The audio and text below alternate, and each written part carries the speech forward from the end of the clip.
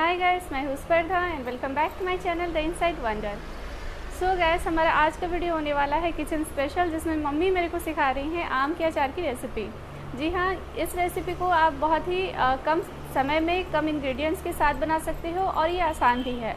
हरे कच्चे आम अब मार्केट में आ गए हैं। अगर आपके घर बागीचा है तो ऑलरेडी आपके घर में कच्चे आम तो अवेलेबल होंगे ही।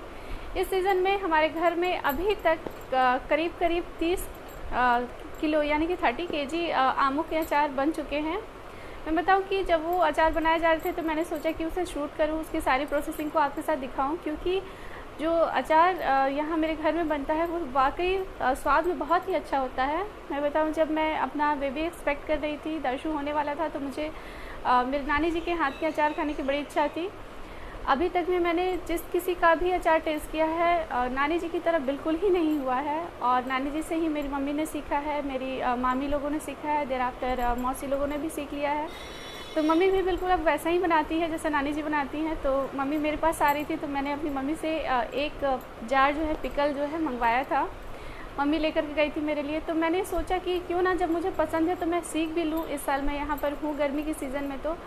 तो जब मैंने शूट करना चाहा और उसे शूट करने पहुंची तो इतनी सारी प्रोसेसिंग है उसकी और इतना मेहनत है उसके पीछे कि मैं देख करके एकदम शॉक रह गई। हालांकि थोड़ी बहुत जानकारी मेरे को थी क्योंकि घर में बनता था, तो उस वक्त मैं स्टूडेंट थी, ज़्यादा इन सारी चीज़ों पे ध्यान नहीं देती थी, लेकिन फिर भी देखती थी कि सब लोग काफ़ी मेहनत कर रहे हैं इसके पीछे। और मैंने इतना मेहनत देखा कि कब उसे धूप में रखना है, कब उसे छाँव में रखना है, किस तरह के मसाले चाहिए, कैसे भुनने चाहिए, मसालों को किस तरह से ग्राइंड करना है, बारीक करना है, दरदरा करना है। एंड देयर आफ्टर बहुत कुछ जो है सतर्कता बरती गई उसे बनाने में। तो मुझे तो देखते ही हेडेक हो गया। मैं समझ गई कि ये तो मुझसे नहीं बनने वाला। तो ऐसे में मम्मी ने एक ट्रिक निकाली कि मम्मी ने कोशिश की कि मुझे एक ऐसा अचार सिखाया जो कि मेरी जैसी लड़की बना पाए, कम इंग्रेडिएंट्स के साथ बन जाए, कम समय में बने, और खाने की इच्छा है तो बिल्कुल आप उसे एंजॉय कर ही सकते हैं, आप उसे प्रिजर्व भी कर सकते हैं। तो उन्होंने मुझे इस अचार की रेसिपी को सिखाई है, और जो कि काफ़ी ज़्यादा अच्छी है ये भी, और मैंने इसे भी टेस्ट किया है, बहुत ही अच्छा है, चटपटा है। तो मैंने सोचा कि मैं आपके साथ इसे शेयर करूं। मैंने इसके फुटेज किए हुए हैं। आई होप कि रेसिपी आपको अच्छी लगेगी। तो मैं बताऊंगा इसकी यहाँ पर स्पेशली जब भी मैं मायके में आती हूँ तो यहाँ पे गर्मी के सीज़न में तरह तरह के अचार बनाए जाते हैं। लाइक आम के हो गए, इसी सीज़न में कटहल के भी अचार बनाए जाते हैं। देयर आफ्टर आई थिंक आमला का अचार भी इसी सीज़न में बनाया जाता है। और मुझे पूरी तरह से याद आता है कि जब मैं गांव गई थी अपनी शादी के टाइम, तो वहाँ पर मैंने बड़ी नानी जी के हाथ का अचार खाया था। वो बराबर का अचार, जिसमें सारी जो चीज़ें होती है, जो मटेरियल होता है जिसका अचार बनाया जाता है, आई थिंक वो अमाउंट में बराबर बराबर होता है, इसलिए हम लोग बराबर का अचार कहते हैं उससे। वो भी काफ़ी टेस्टी था, तो वो भी मुझे काफ़ी अच्छा लगता है। एंड नींबू का अचार ऑफकोर्स। तो मैं बताऊं कि यहाँ काफ़ी चीज़ों को ध्यान में रखते हुए इन सारी चीज़ों को बनाया जाता है। तरह तरह के अचार बना करके जार में रखे रहते हैं घर में। तो मैं बहुत ज़्यादा तो अचार पसंद नहीं करती थी, लेकिन उन दिनों जब दर्शन होने वाला था तो मुझे इच्छा होती थी कि मैं खूब घी में चुपड़े हुए हलवे के साथ नानी जी के हाथ का आम का अचार खाऊं। एंड इसीलिए मैंने मम्मी से मंगवाया था। एंड मैं बताऊं कि वो बहुत ही टेस्टी था, बहुत ही यम्मी था। मम्मी लेकर के आई थी। तो चलिए सबसे पहले तो हम लोग देख लेते हैं कि इस अचार को जो मम्मी मुझे सिखा रही है इसको कैसे बनाते हैं। बहुत ही झटपट तरीके से बन जाता है। तो जो मेन जो अचार है, जो बड़े बड़े आम वाला होता है, जो टुकड़ों में हम बनाते हैं, वो ऑलरेडी बन चुका है। इसके बाद इस तरह के अचार जो है मुझे सिखाने के लिए ही बनाए जा रहे हैं। इसके बाद भाई ने जैसे कि मैंने आपके साथ ब्लॉग जो शेयर किया था जिसमें दर्शु का वैक्सीनेशन ब्लॉग था, तो आपने देखा कि भाई मार्केट गया था कुछ खरीद के लाने के लिए। तो वो भाई वहाँ से कच्चे आम ही खरीद के लेकर के आया था। और भाई जो है वो अचार को जो है वो दूसरे तरीके से बना हुआ अचार रहता पसंद करता है, जिसे हम ओखली में कूट कर बनाते हैं। तो वो आम लेकर के आया था स्पेसिफिकली उस तरह से अचार बनाने के लिए। तो चलिए सबसे पहले देखते हैं कि इस अचार को किस तरह से बनाया जाता है, घर में किस तरह से हम तैयारी कर सकते हैं इस अचार की। और बहुत ही कम समय में 3 दिन के अंदर आप इसे बनाइए, झटपट खाना शुरू कीजिए, आप प्रिजर्व कीजिए, और बस मस्त है। तो आई होप कि आपने मेरा चैनल अभी तक सब्सक्राइब कर ही लिया होगा, और अगर आपने नहीं किया है तो प्लीज़ मेरे चैनल को जल्दी से सब्सक्राइब कर लीजिए, साथ में बेल आइकन को ज़रूर प्रेस कीजिए। मैं अपने चैनल पर लेकर के आती हूँ ऐसे ही useful and knowledgeable contents. So guys, सबसे पहले हम सारे आमों को अच्छे से छील करके इसे हवा में सुखा लेंगे, जिससे इसकी नमी जो है वो मर जाए। उसके बाद हम सारे आमों को कद्दूकस कर लेंगे। जी हाँ, हमें यहाँ पर जो आम का अचार बनाना है वो हम कद्दूकस करके ही बनाएंगे। कुछ लोग इसे टुकड़ों टुकड़ों में करके ओखली में कूट कर भी बना सकते हैं, लेकिन कद्दूकस वाला अचार जो है वो स्वाद में थोड़ा बेहतर लगता है हमें। तो यहाँ देखिए सारे जो आम को है कद्दूकस कर लिया गया है। कुछ इतने क्वांटिटी में हमें आम मिला है। अब हम इसमें हल्दी और नमक जो है मिला लेंगे। तो मैं बताऊं कि जैसे कि आज सुबह ही मम्मी ने कद्दूकस किया है सारे आमों को, तो हम आज सुबह ही इसमें हल्दी और नमक को मिक्स करेंगे और इसे हम धूप में आज दिन भर के लिए रख देंगे। और अगली सुबह हम इसमें कुछ और सारी चीज़ें हैं जिन्हें हम मिक्स करके अचार को फाइनल जो है वो प्रोसेसिंग में लेकर के आएंगे। तो आपने देखा कि यहाँ पर हल्दी मम्मी ने यूज़ कर लिया है। देर आफ्टर यहाँ पर हम मिला रहे हैं स्वाद अनुसार नमक। और नमक मैं बताऊँ कि पहले से हल्दी और नमक मिलाने से 2-3 फ़ायदे हैं। पहला तो ये कि हम इसे धूप में रखेंगे तो हल्दी जो है वो अच्छे से पकनी शुरू हो जाएगी, एंड नमक से जो ये आम है वो धीरे धीरे गलने शुरू हो जाएंगे। और साथ में मैं बताऊं कि हल्दी और नमक दोनों में एंटीबैक्टीरियल प्रॉपर्टी भी होती हैं, तो नमक को एंटीबैक्टीरियल के तौर पे भी देखा जाता है। ये तो आपको शायद मालूम ही होना चाहिए। तो ये जब हम अचार को प्रिज़र्व करते हैं तो उसमें काफ़ी बेहतरीन काम करेंगी, अचार को ख़राब होने से रोकेंगी। इसलिए हम कोई भी अचार बनाते हैं तो हम उसके पहले दिन जो है सबसे पहले तो ये ज़रूरी होता है कि उसमें बाहरी पानी ना हो, कोई नमी ना हो, और दूसरा कि हम उसमें हल्दी और नमक का प्रयोग करें और उसे अच्छे से धूप दिखा दें। तो यहाँ पर मम्मी ने हल्दी और नमक की कोटिंग बहुत ही अच्छे से की है। आप देख सकते हो ये काम आपको पेशेंटली करना है ताकि हल्दी और नमक पूरी अच्छी तरह से मिक्स हो जाए सारे आमों के साथ। तो यहाँ पर हम इसे आज के दिन धूप में रख देंगे और अगली सुबह हम इसमें बाकी सारी जो है चीज़ें उसे हम मिलाएंगे। तो अगली सुबह गाइस हमने जो यहाँ पर कुछ चीज़ें हैं वो ग्राइंड की हैं। उसमें है लहसुन, ढेर सारा लहसुन है आप देख सकते हो, और हरी मिर्च। हरी मिर्च के डंठल आप निकाल सकते हैं। एंड उसके बाद हम इन सारी चीज़ों को ग्राइंड कर लेंगे। तो मैं आपको एक बात बताऊं कि यहाँ पर हमें बहुत बारीक इसे पेस्ट के तौर पर नहीं पीसना है, हम इसे सूखा ड्राई करके ही हम इसे ग्राइंड करेंगे।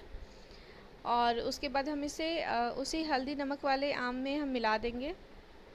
हरी मिर्च का प्रयोग यहाँ पर इसलिए हम कर रहे हैं क्योंकि लाल मिर्च जो है वो हमारे पाचन में अच्छी नहीं मानी जाती है। ऐसे में हरी मिर्च का प्रयोग तीखापन भी लेकर के आएगा और पाचन में जो है वो बहुत ज़्यादा मुश्किल भी नहीं रहेगा, इसलिए हमने यहाँ पर हरी मिर्च का ही प्रयोग किया है।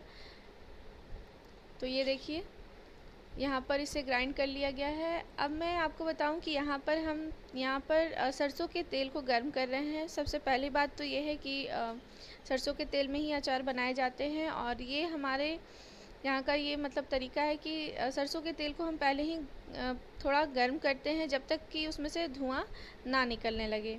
उसके बाद फिर हम उसे ठंडा करते हैं और उसके बाद उस तेल को हम अचार में मिलाते हैं। तो यहाँ देखिए यहाँ पर मम्मी धुएं से तेल का टेम्परेचर चेक कर रही है, और उसके बाद जब ये अच्छी तरह से गर्म हो गया है तो उसे बंद कर दिया गया है। अब उसे हमने ठंडा करने के लिए रख दिया है। यहाँ पर देखिए कि जो भी हमने लहसुन और हरी मिर्च जो है हमने ग्राइंड किया था उसे हम यहाँ पर आमों में अच्छी तरह से मिक्स कर रहे हैं। इसमें कुछ और सारी चीज़ें हैं जो कि हम मिक्स करेंगे। तो इसके बाद जो सबसे इम्पॉर्टेंट चीज़ है वो जो कि हम यहाँ मिलाएंगे वो है अजवाइन। तो मम्मी यहाँ पर कम से कम 100 ग्राम के करीब अजवाइन जो है यहाँ पर यूज़ करेगी। उसे हम हाथों में दोनों हथेलियों के बीच में थोड़ा सा मैश कर लेते हैं। इससे उसका जो फ्लेवर है काफ़ी अच्छा अचार में आता है। तो यहाँ देखिए इसे इस तरह से मैश करते हुए मम्मी ने डाल दिया। अब यहाँ पर हम लेंगे उतनी ही अमाउंट में कलौंजी, और इसे भी हम दोनों हथेलियों के बीच में कुछ मैश कर लेंगे जिससे कि इसका फ्लेवर अच्छा आए और हम उसे अचार में यूज़ करेंगे। कुछ सारी चीज़ें हैं जो कि मैश करके बहुत ही अच्छा फ्लेवर लाती हैं, जैसे अजवाइन हो गया, कलौंजी हो गई, कसूरी मेथी भी इसी तरह से प्रयोग में लाई जाती है। इसके बाद हम यहाँ पर देगी मिर्च का प्रयोग कर रहे हैं। देगी मिर्च का प्रयोग हम इसमें बेहतर कलर लाने के लिए कर रहे हैं। इसमें तीखापन नहीं होता है, इससे कलर बहुत ही अच्छा आता है। तो यहाँ पर थोड़ा सा ही, ज़्यादा नहीं, कुछ अमाउंट में हम देगी मिर्च का प्रयोग कर रहे हैं। और इसके बाद गैस हम यहाँ पर जो हमने तेल को गर्म करके रखा था, उसके बाद फिर हमने उसे ठंडा कर लिया है। उसी सरसों के तेल को हम यहाँ पर डाल रहे हैं। अब हम इन सारी चीज़ों को बहुत ही अच्छे से मिला देंगे। यहाँ पर भी सारी चीज़ें जो हैं आपस में अच्छे से मिल जानी चाहिए। पूरा जो अमाउंट पूरी जो क्वांटिटी है आम की, उसमें तेल पहुँच जाना चाहिए। देर आफ्टर लहसुन और हरी मिर्च का फ्लेवर भी इसमें काफ़ी कमाल का स्वाद लेकर के आएगा। वो सारी चीज़ें भी अच्छे से मिक्सअप हो जानी चाहिए। तो हमें अच्छे से मिलावट कर लेनी है और उसके बाद हमें इसे धूप में रख देना है। तो मैं बता रही हूँ गैस कि हम इसे 3 दिन में ही प्रिपेयर कर लेते हैं इस अचार को, और 3 दिन से हम तीसरे दिन से तो खाना भी शुरू कर सकते हैं। तो ये देखिए मम्मी ने इसे अच्छी तरह से मिला लिया है। तो जब हम पहले दिन का जो धूप लगाएंगे इसे, तो मैं आपको दिखाऊंगी कि इसमें क्या बदलाव आए हैं। तो ये देखिए पहले दिन के धूप के बाद ये कुछ ऐसा दिख रहा है। आम थोड़े से गल गए हैं, कलर भी थोड़ा चेंज हो गया है। अब हम इसे फिर से 1 दिन और धूप में रखेंगे, और अगले ही सुबह की जो धूप है वो लग रही है, तो मैं आपको दिखाऊं कि ये देखिए पूरी तरह से धूप लगने के बाद जो है ये किस तरह से दिखता है। तो इसे हम आज दिन भर फिर इसी तरह छोड़ देंगे, और अगले सुबह हम इसे एक एयर टाइट कंटेनर में इसे हम रख लेंगे। तो देखिए जब धूप लगना कंप्लीट हो गया तो ये कितना अच्छा दिख रहा है, कुछ यमी सा लग रहा है, चटपटा दिख रहा है देखने पर ही। बहुत ही लग रहा है कि खाने में भी काफ़ी अच्छा होगा। तो मैंने ही टेस्ट किया है, तो सच में बहुत अच्छा है। एंड सबसे बेसिक बात यह है कि कम समय में कम इंग्रेडिएंट्स के साथ में तैयार हुआ है, और कम मेहनत में भी तैयार हुआ है और दूसरे सारे अचारों की तुलना में। तो आराम से आप इसे प्रिजर्व करके रख लीजिए, महीनों तक यूज़ कीजिए, कोई दिक्कत नहीं है, ख़राब नहीं होंगे। तो गाइज़ आई होप कि रेसिपी आपको अच्छी लगी। अभी आमों का सीज़न चल रहा है, आप चाहें तो इसे एक ट्राई दे सकते हैं। और इस तरह से मम्मी ने जो अचार है, सारे के सारे अचार जो है उसको इस तरह से कंटेनर में रख लिए हैं। तो ये परफेक्ट रेसिपी है मेरे लिए। जब भी मुझे अचार खाने का मन करेगा तो मैं ज़रूर ऐसे ही बना लूँगी, क्योंकि ओखली वगैरह तो मेरे पास नहीं होते हैं नॉर्मली। तो इस तरह से कद्दूकस करके भी अचार बन सकते हैं, मुझे नहीं मालूम था। तो आई होप कि ये रेसिपी आपको अच्छी लगी। मिलते हैं हमारे नेक्स्ट वीडियो में, तब तक के लिए बाय बाय।